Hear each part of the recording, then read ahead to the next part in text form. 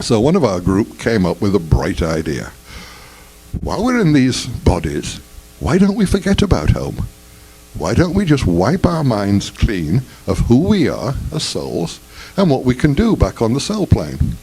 And that's how the amnesia started, just to make our little human vacations more realistic, so that we would forget that we were creator stuff on the cell plane. So we forgot our mastery. We tucked it away for the duration of while we're here, said, okay, I'm going to forget that I'm a master.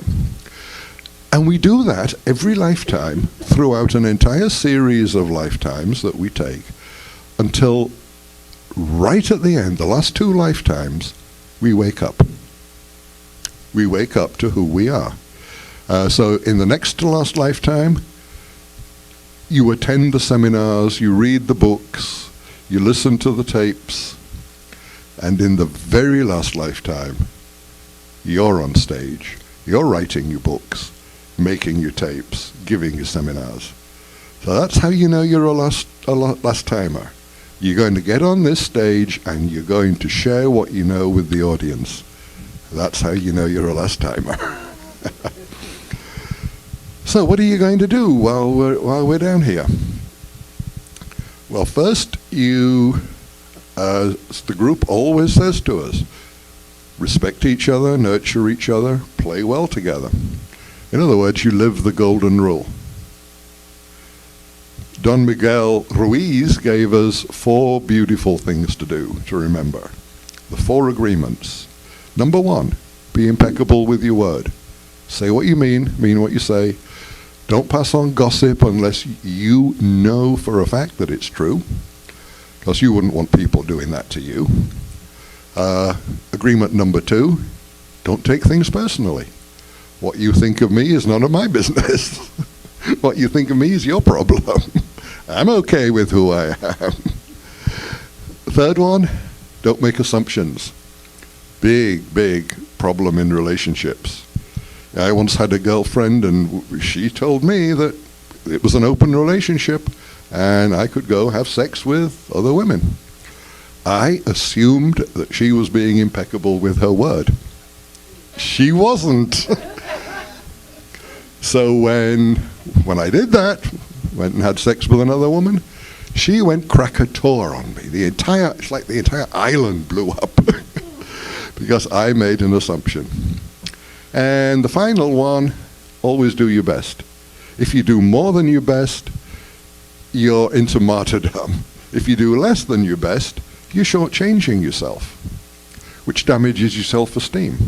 And self-esteem is the thing that carries you through, allows you to look in the mirror in the morning and say, I'm a master.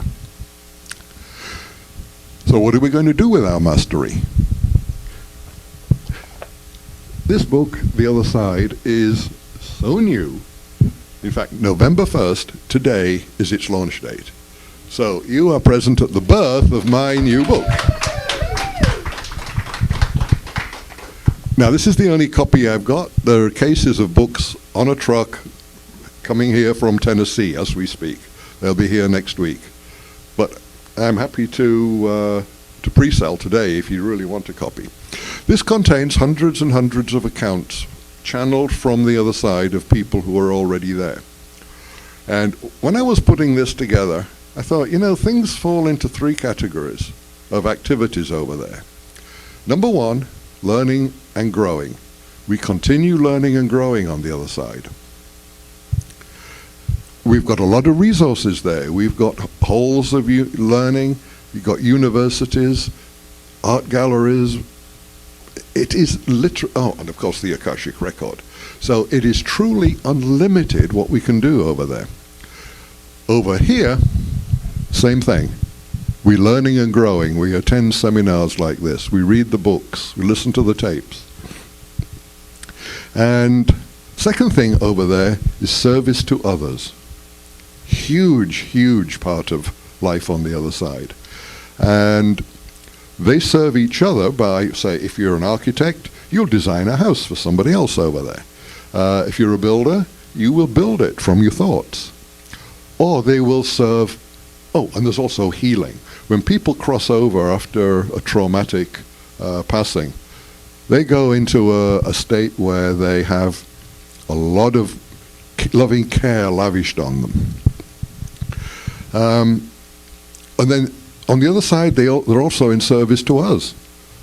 The Michael entity, the group, they're all in service to us down here. Same thing, when we're here, we can be of service to each other.